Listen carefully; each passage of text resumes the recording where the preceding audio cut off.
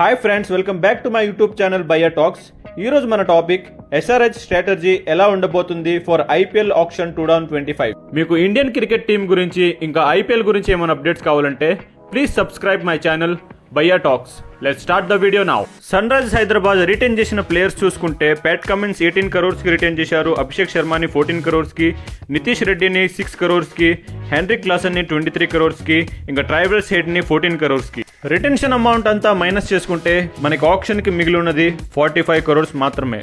45 crores తో పెద్ద player ని బై చేయాలంటే చాలా కష్టం భయ్యా ఆప్షన్ లో. టైర్ 1 ప్లేయర్స్ మాత్రం అఫోర్డ్ చేయలేదు, లైక్ రిషబ్ పంత్, కేఎల్ రాహుల్, ఇంకా శ్రేయస్ అయ్యర్ అలాంటి ప్లేయర్స్ మాత్రం అఫోర్డ్ చేయలేదు సన్ రైజర్స్ హైదరాబాద్.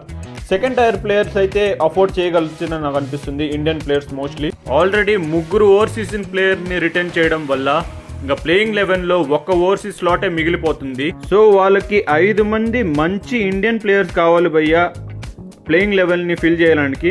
ఇంకా ఆప్షన్ లో ఆ 5 మందిని కొనగలుగుతారా లేదా మనం చూడాల్సిందే ఇంకా ఆప్షన్ టైంలో. ప్లేయింగ్ 11 లో బ్యాటర్స్ చూసుకుంటే బ్యాటర్స్ పర్వాలేదు భయ్యా, బాగానే సెట్ గా ఉన్నారు. ఓపెనింగ్ గా ట్రైవర్స్ హెడ్, ఇంకా అభిషేక్ శర్మ, ఇంకా హెన్రిక్ క్లాసన్ ఉన్నాడు, నితీష్ రెడ్డి ఆల్రౌండర్, బ్యాటింగ్ కూడా బాగా చేస్తాడు.